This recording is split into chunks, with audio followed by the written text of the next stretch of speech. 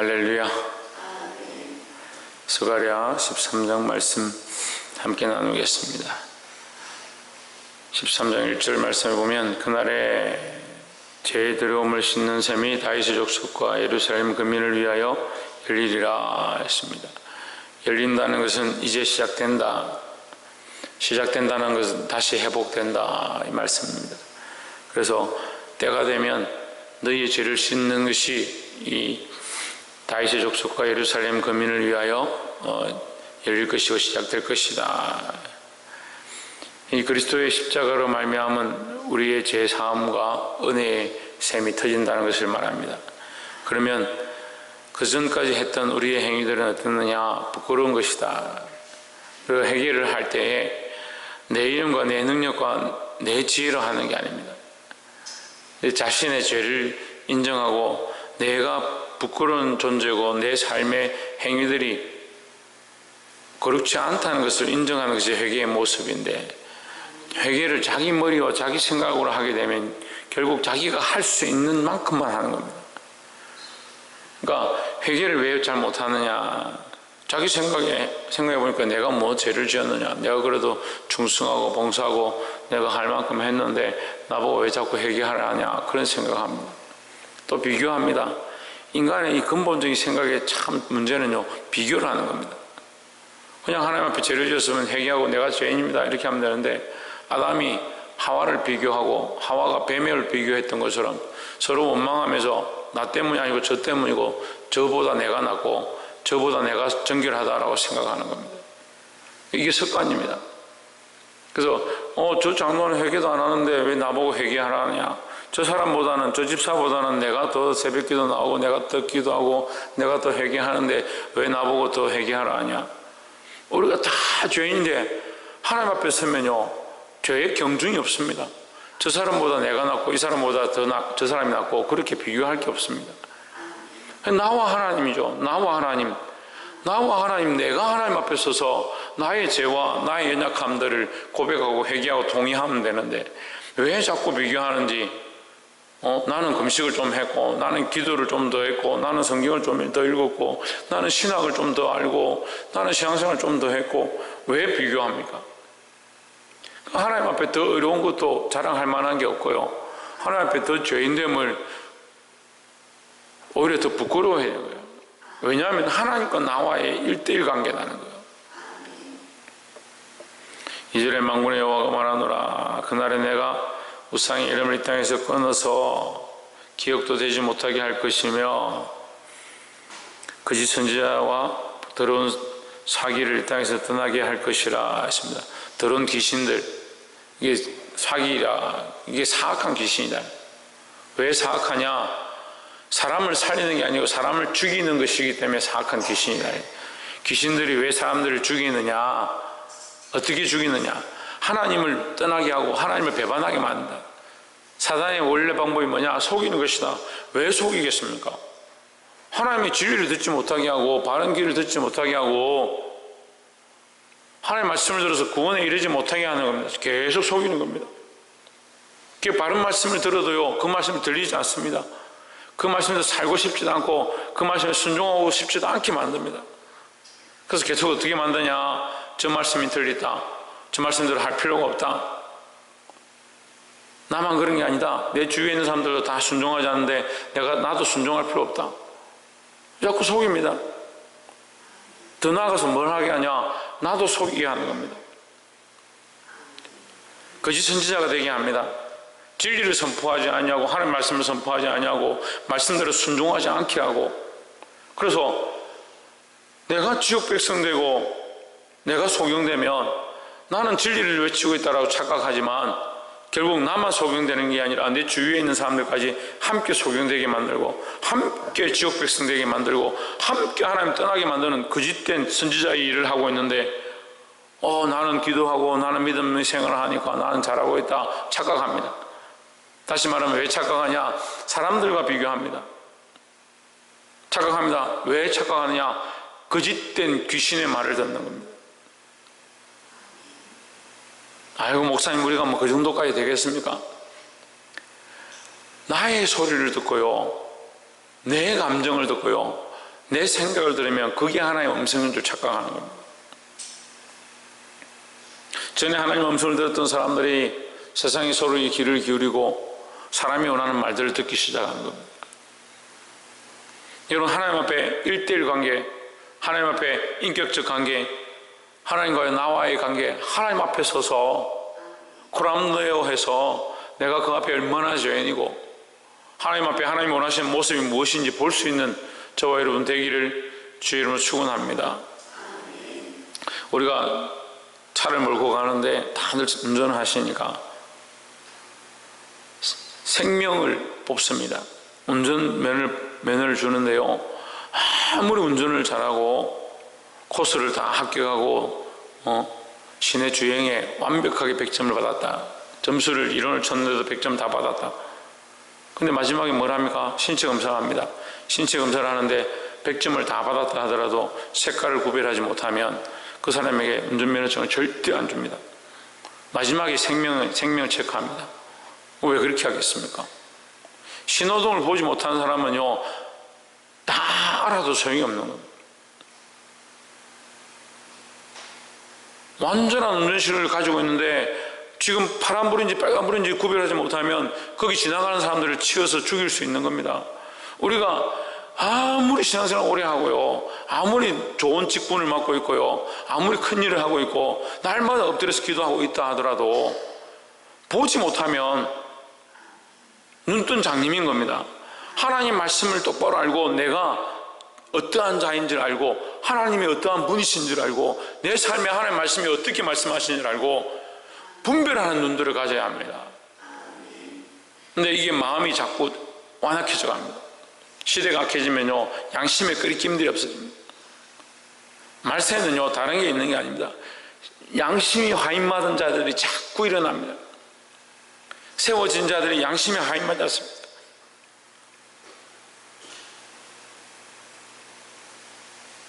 차라리 저같이 어리석한 사람들이 몇몇 성도들 데리고 말씀으로 가르쳐서 내가 실수를 한다 하더라도 우리가 몇 명만 망하겠죠. 크게 봤을 때. 그렇다는 게 아니라 이제 예를 들자면 저같이 어리숙하고 조그마한 교회에 이렇게 성도들하고 함께 말씀을 가지고 나누다가 제가 실수로 잘못 가르치면 우리 몇 명만 넘어질 거 아닙니까? 근데 큰 교회에 수천 명씩 수만 명씩 모이는 교회 목자가 소경이 되면 이 수많은 영혼들을 어떻게 합니까? 그 영혼들을 어떻게 책임질 겁니까? 다 지옥 백성 만들어버립니다. 신천지가 그렇고요, 하나님의 교회가 그렇고요, 이단들이 그렇고요. 더 나아가서 오늘 지금 진리 앞에 서 있다고 하는 사람들이 결국 뭘 못 보냐? 하나님 보지 못하고 하나님과의 인격적인 관계 계속 지금 얘기하고 있습니다. 하나님과의 1:1 관계, 하나님 앞에서 살아계신 하나님을 경험하지 못하고 하나님의 은혜를 느끼지 못한다면 우리가 날마다 부르짖고 있고 날마다 신앙생활을 하고 있어도 그게 무슨 소용이 있느냐? 눈이 이미 멀어버리고 색깔을 구별하지 못하고 신호등을 볼 줄 모르는데 성경을 달달달 외운다고 한들 무슨 소용이 있느냐? 그러니까 어디에 순종해야 하고 어디에 따라가야 되고 어디에 말씀대로 서야 될지를 모르는 겁니다. 3절에 사람이 오히려 연할 것 같으면 그 낳은 부모가 그에게 이르기를 내가 여호와 이름을 빙자하여 거짓말을 하니 살지 못하리라 하고 낳은 부모가 그 예언할 때에 칼로 찌르리라 하십니다. 예루살렘에 하나님께서 다시 회개와 죄짓음의 은혜를 회복시킬 건데 그들이 죄짓음과 회개하며 하나님 앞에 나오게 되면 그들의 삶들을 부끄러워한다. 지금까지 살았던 삶들을 부끄러워한다. 그래서 오히려 예언하고 거짓 선지자의 일을 했던 자들이 일어나서 예언할 것 같으면 그 부모가 그를 찔러 죽일 만큼 부끄러워한다. 우리의 삶들을 하나님 앞에 부끄러워해야 되고 우리가 우리를 위해서 했던 이 신앙생활이라고 빙자해서 했던 이 종교생활, 하나님과의 믿음의 관계, 믿음을 못 쉬겠느냐? 하나님 믿습니까? 하나님 믿으면 지금 하나님 여러분과 살아계셔서 여러분 안에 계시고 여러분이 말씀하시고 내가 지금 어떠한 생각들을 하고 있고 빨리 끝나고 가야지 기도는 오래 하냐 말씀 오늘따라 기냐 그런 생각하는 것조차도 다 아시고 내가 나를 위해서 이 삶을 경영하고 있고 내가 나를 위해서 내가 하고 싶은 대로 생각하고 있고 생각의 근본이 잘못되어 있고 하나님과 영적 관계가 안 되어 있어서 내 안에 모든 고쳐야 될 수술해야 될 병들을 하나님 다 아시는데 그걸 자백하지 않는 자 다 아시는 겁니다. 그래서 그 부모가 그 자식의 잘못된 예언들을 보고 거짓말하는 것을 보고 찔러 죽일 만큼 통회하는 겁니다. 그만큼 회개하는 겁니다. 뭘 보기 시작했으니까? 참된 회개의 통로를 보기 시작했습니까? 4절에 그날의 선지자들이 예언할 때에 그 이상을 갖기 부끄러워할 것이며 사람을 속이려고 털옷도 입지 아니할 것이며 했습니다. 부끄러워한다. 내가 지금까지 신앙생활 했던 거 정말 부끄럽다. 겸손은요, 아이고 제가 뭘 한 게 있겠습니까? 아이고 이렇게 인사하고 숙이는 것 그게 겸손이 아닙니다. 하나님 앞에 나를 부끄러워하는 겁니다. 사람들 앞에서가 아니라 하나님 앞에서 내가 죄인임을 알고 정말 내가 내 딸의 신앙생활을 했지만 정말 하나님 바라보니까 내가 인간적으로 내가 한 것이지 하나님 앞에 자랑할 것이 없다. 이 부끄러워하지 않은 겁니다. 털옷도 입지 아니하며 그 선지자들이 서서 금식하고 자기가 하나님 앞에 기도할 때 자기의 이 금식함으로 말미암아 피부가 마르고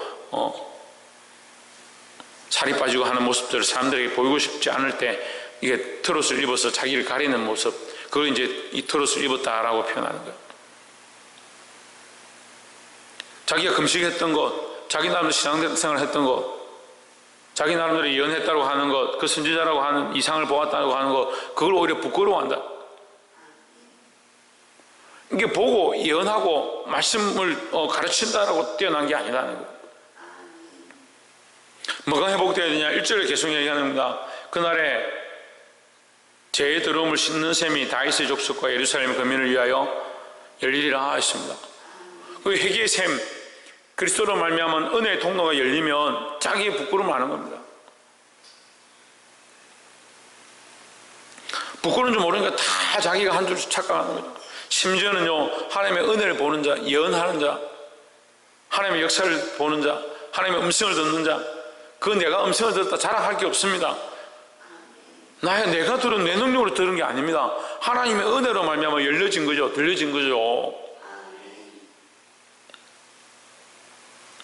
5절에 말하기를 나는 선지자가 아니요 나는 농부라 내가 어려서부터 사람의 종이 되었노라 할 것이요 6절에 혹이 그에게 묻기를 내 두 팔 사이의 상처는 어찌미냐 하면 대답하기를 이는 나의 친구의 집에서 받은 상처라 하리라 했습니다. 자기들 나름대로 지금까지는 신앙생활을 했고 율법을 지켰고 종교 지도자들로 서 있었다라고 하는 것을 오히려 하나님 앞에 부끄러워할 것이다. 뭘 알면 하나님의 은혜의 통로를 알면 하나님의 죄 씻음의 통로를 알면 하나님께서 예루살렘의 이 죄 씻음을 이 더러움을 씻어주는 그 역사를 발견하고 나면 오히려 그들의 삶을 부끄러워하게 될 것이다 라고 하는 거예요. 그러니까 우리는 하나님 앞에 자랑할 게 없는 겁니다. 오직 그리스도의 십자가밖에 예수 그리스도밖에 그 피 흘리심밖에 우리가 자랑할 것이 없어야 된다는 겁니다. 다들 자기의 삶 자기가 한 것들이 다 옳다라고 자랑하니까 회개할 사람들은 없고 다른 일을 하고 큰 소리 치는 사람들만 있는 겁니다. 그래서 한국교회가 점점 분쟁들이 많아지고 다툼들이 많아집니다. 심지어는 무슨 얘기들이 나오냐 이제 정치국이 필요 없고 재판국이 필요 없고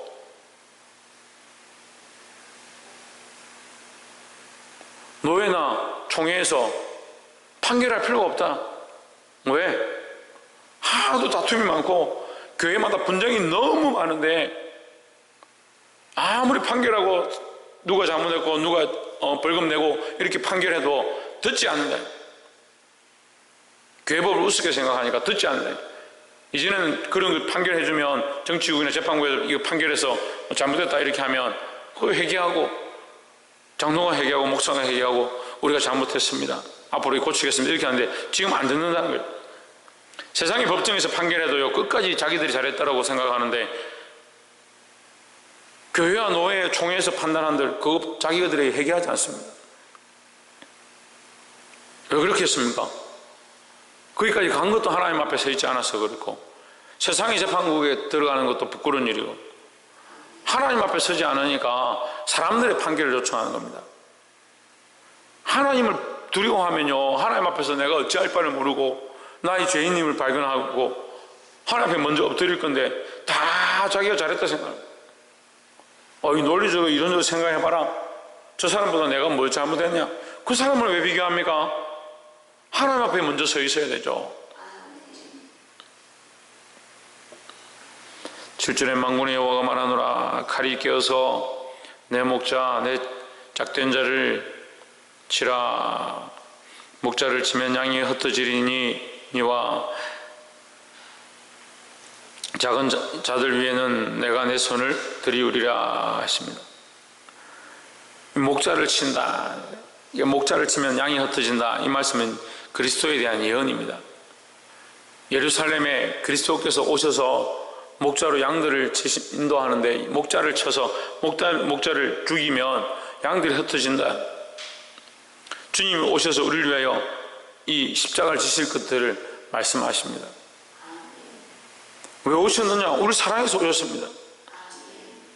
근데 오신 그 주님께서 십자가에 죽으심을 당하십니다. 그런 말미암아 우리가 흩어진다. 근데 흩어진 자들이 뭘 기억해야 되냐? 목자를 기억하고 목자의 사랑을 기억하고 하나님의 은혜와 긍휼을 기억하고 다시 회복되어야 된다는 거죠. 8절에 여호와가 말하노라. 이 땅에서 3분의 2는 멸절되고 3분의 1은 거기 남으리니 9절에 내가 3분의 1을 불 가운데 던져 은같이 연단하며 금같이 시험할 것이라. 그들이 내 마음을 내 이름을 부르리니 내가 들을 것이며 나는 말하기를 이는 내 백성이라 할 것이요 그들은 말하기를 여호와는 내 하나님이시라 하리라 했습니다. 그들이 은같이 연단하고 금같이 연단되고 나면 하나님의 이름을 부를 것이다 했습니다. 여러분, 우리는 환난과 고난 가운데 어려운 일들 가운데 하나님의 이름을 불러야 합니다.